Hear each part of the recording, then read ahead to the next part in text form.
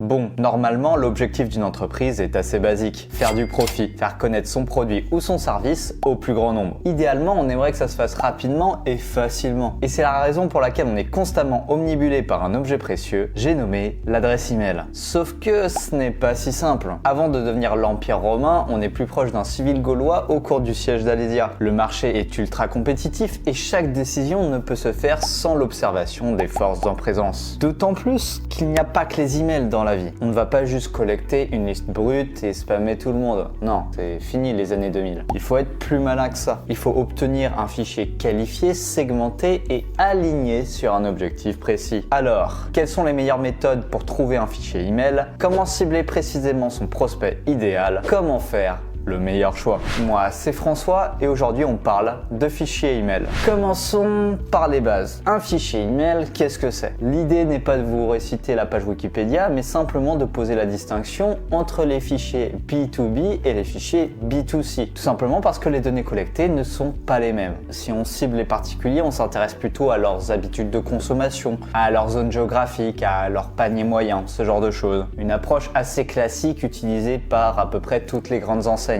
Et oui, tes données sont mises à jour à chaque passage en caisse avec ta carte de fidélité Carrefour. Après, cette stratégie, elle est aussi exploitée par des entrepreneurs en ligne grâce au El Famoso, le seul, l'unique, le lead magnet. Passons maintenant au fichier B2B. Alors là, les critères changent. On est plus dans des données du style le secteur d'activité, le chiffre d'affaires, le nombre de salariés et bien d'autres choses encore en réalité. Bref, tout ça a du sens parce qu'évidemment, on ne va pas contacter de la même façon SpaceX que Bernard, ton boulanger du coin. Attardons-nous un petit peu plus sur les fichiers B2B. Bien choisir son fichier email, c'est avant tout se poser 3 questions. Quelles sont les données nécessaires à la prospection? Est-ce que le fichier respecte les normes RGPD? Et est-ce qu'il est fréquemment mis à jour? Décomposons. Première question, quelles sont les données nécessaires à la prospection? Autrement dit, de quelles données a-t-on besoin? Et c'est une question bien plus importante qu'il n'y paraît, parce que très souvent on a tendance à en faire trop. On veut absolument un fichier CSV Excel avec 90 colonnes, des trucs absolument incompréhensibles, alors qu'en réalité, dans notre campagne, on va en utiliser quoi?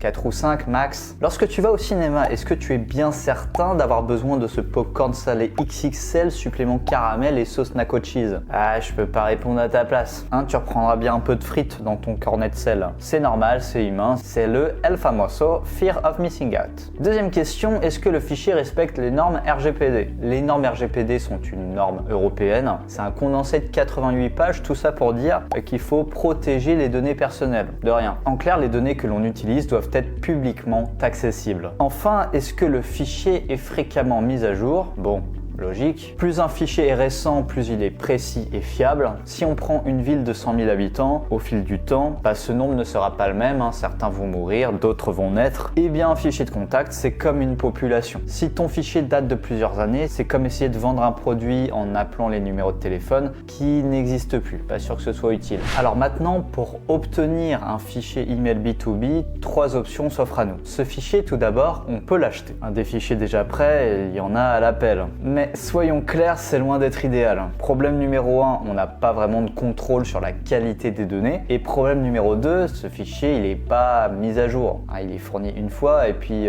basta. Chaque seconde qui passe, il perd un peu plus de sa valeur. Un fichier acheté, c'est comme un yaourt, périssable. Donc autant te dire qu'il faut speeder. La deuxième solution, elle est plus intéressante. Il s'agit de créer son propre fichier email. Et là, on a le contrôle. Et surtout, on a le choix de l'outil. On peut utiliser par exemple un lead magnet, on en a déjà parlé. On récupère des emails ultra qualifiés dans ce cas via un formulaire. Ou alors, on peut les piocher directement via une base de données publique. Et auquel cas, on extrait les emails directement à la source. Alors qu'on soit clair, les bases de données de surcroît avec des emails sont assez rares, mais elles existent. Après, pour récupérer les emails, on ne va évidemment pas les copier-coller un à un. Enfin, vous pouvez, mais on va plutôt automatiser cette tâche. C'est ce qu'on appelle le web scraping, l'extraction automatique de données. Ok, très bien, on a l'outil. Il faut à présent déterminer la base de données. Et à mon sens, il y en a une qui surpasse toutes les autres, Google Maps. Alors évidemment, Google Maps est plus utile si on veut contacter Bernard. le boulanger du coin, plutôt que SpaceX. Plus globalement, on peut targeter toutes les petites et moyennes entreprises. Alors dans le lot, on peut trouver des restaurants, des hôtels, des architectes, des charpentiers, des agences marketing et plein d'autres secteurs d'activité. En réalité, il y en a plus de 4000 répertoriés, donc je ne vais pas vous faire toute la liste ici. Google Maps coche toutes les cases. On a accès à des données de segmentation, c'est RGPD friendly et les données sont constamment mises à jour. Mais attendez une seconde, il n'y a pas d'email sur Google Maps, vous êtes d'accord? Ou du moins, pas directement. Je m'explique. Voici une fiche Google Maps. Dans certains cas, il y a un site internet, parfois non, bref. Mais si c'est le cas, on va aller visiter ce site internet pour récolter des emails, des réseaux sociaux et d'autres informations utiles. Et là, ça marche. Par contre, faire ce processus soi-même risque d'être un peu compliqué et c'est donc ici qu'intervient notre troisième solution. Ces fichiers email, on peut les télécharger à la demande, dans le sens que l'on peut obtenir rapidement un fichier personnalisé et mis à jour à chaque fois que l'on en aura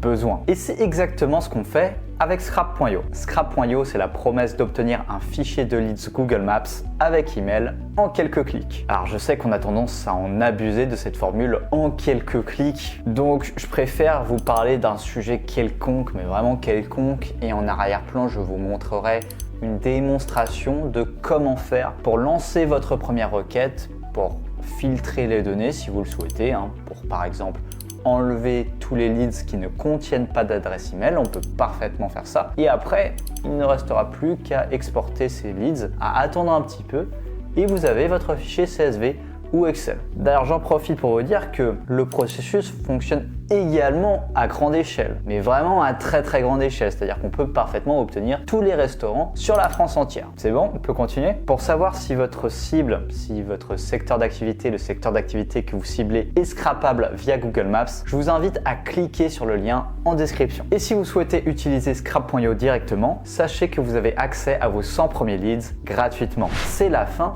de cette vidéo. Si ça vous a plu, n'hésitez pas à vous abonner. Il n'y a plus rien à voir. Fin.